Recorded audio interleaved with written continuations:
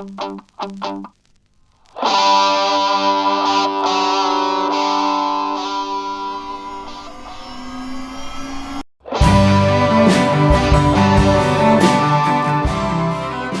John Dickson with an Undeceptions single. It's often pointed out that the leaders of the abolition movements of the 18th and 19th centuries were very often outspoken Christians with overtly religious arguments. In Britain, for example, it was people like Thomas Clarkson and William Wilberforce.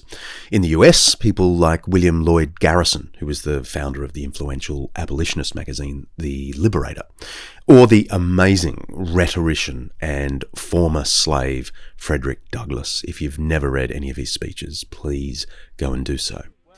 Abolitionism was not a secular movement.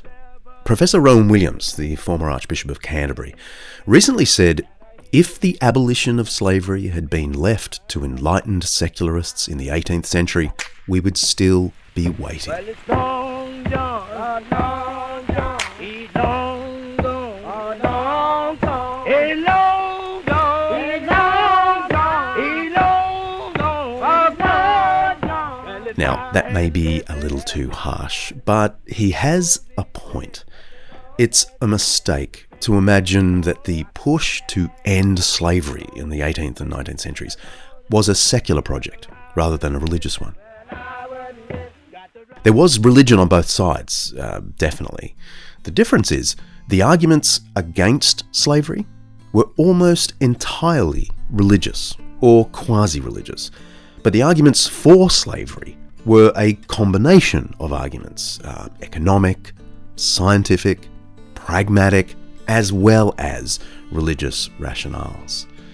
By the way, the scientific arguments for the subjugation of Africans in the 19th century went way beyond any supposed biblical argument.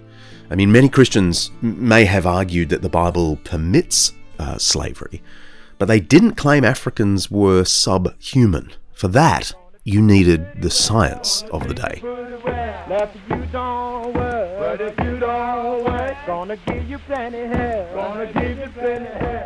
And if you're in any doubt about that, let me recommend you try and track down the 1863 pamphlet by James Hunt. It's titled, I'm sorry to read this out, On the Negro's Place in Nature. And it was published by the London Anthropological Society. James Hunt was in fact the president of the society. The pamphlet is a full-throated scientific argument that Africans are a different, lower track of the human species. Anyway, the preeminent American authority on the history of slavery is David Bryan Davis at Yale University. He titled his major book on the subject, In the Image of God, Religion, Moral Values, and Our Heritage. In this book, he insists that, quote, the popular hostility to slavery that emerged almost simultaneously in England and in parts of the United States drew on traditions of natural law and a revivified sense of the image of God in man. The doctrine of the image of God, obviously, is a totally biblical Christian thing, but actually so is the natural law tradition that Davis mentions here. He's not referring to the ancient Greek tradition of natural law. I mean, that tradition absolutely said that nature intended a slave class. Davis means the natural law tradition of British and American free thinkers in this period, who basically inherited the notion of the image of God in every human being, but then desacralized it. It was still essentially a religious outlook, because it was premised on the idea that God, the creator, some vague creator, still made everyone equal. The classic statement of this natural law tradition was in the Declaration of Independence. All men are created equal and are endowed by their creator with certain unalienable rights.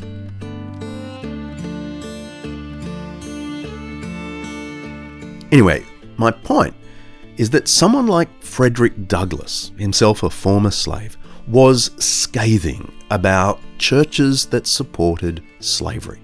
And there were many, especially in the South. In his public lectures on both sides of the Atlantic, he called these churches the bulwark of American slavery.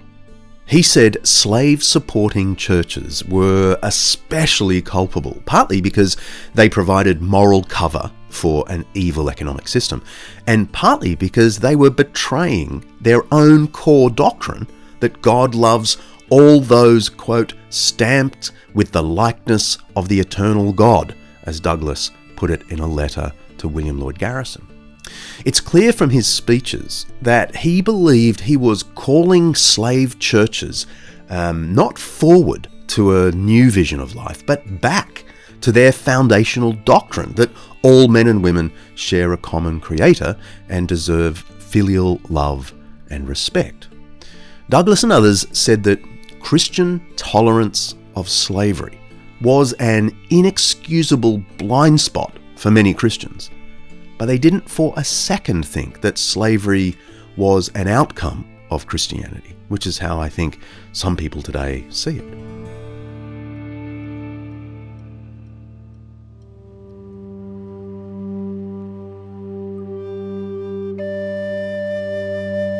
So let me try and settle this in a more ancient context. It's true that the New Testament nowhere tells Christians to put an end to slavery. Historically, this is a lamentable fact, and maybe it's something I'll raise with the Lord one day. But the New Testament does explicitly condemn slave traders as unholy and profane and contrary to the gospel. That's 1 Timothy 1. It also urges slaves to gain their freedom if they're able. That's 1 Corinthians 7. And it insists that no one should choose to become a slave. 1 Corinthians 7 also. By the way, people did sometimes choose slavery for economic reasons, and Paul forbade that. Almost unbelievably, we have very early evidence from just after the New Testament, so about the year 96, that Christians sometimes did sell themselves into slavery in order to donate the sale price to the poor. I kid you not. Christians in the 2nd and 3rd centuries started to take really innovative measures to moderate slavery from within. They didn't imagine that they could remove it, but they thought they could change it.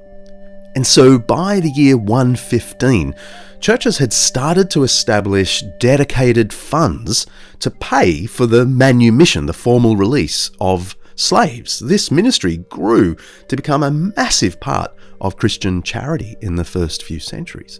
And it was partly in recognition of this that Emperor Constantine, when he became Christian, gave bishops the authority to manumit slaves at church expense in a decree of 18th April 321.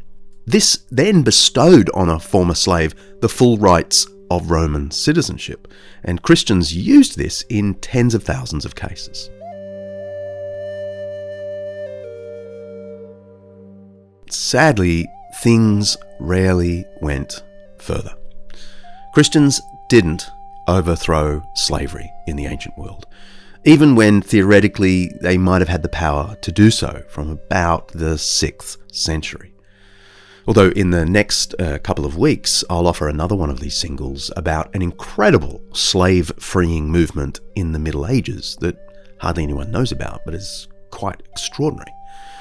The absence of any clear New Testament command to abolish slavery, combined with the ubiquity of the system throughout Roman and barbarian society, meant that most Christians in most parts of the world just accepted slavery as an unfortunate necessity in a fallen world. I'm a long gone, long gone. I'm a long gone, long gone. I'm a long gone, long gone. What you gone, John? Rowan Williams is probably right to say that Christianity was able to light, quote, a long fuse of argument and discovery about slavery, which eventually explodes in the 18th and 19th centuries. But we can all agree that fuse was too long. it all leaves me wondering, what are my blind spots? When I think of Christians and slavery, or secularists and slavery for that matter, I don't just feel shame and outrage. I feel nervous about myself, about my culture.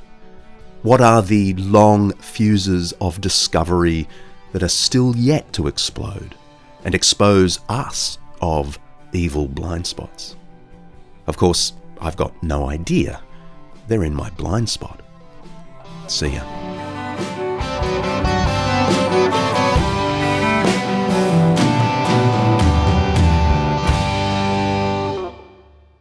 You've been listening to the Eternity Podcast Network, eternitypodcasts.com.au.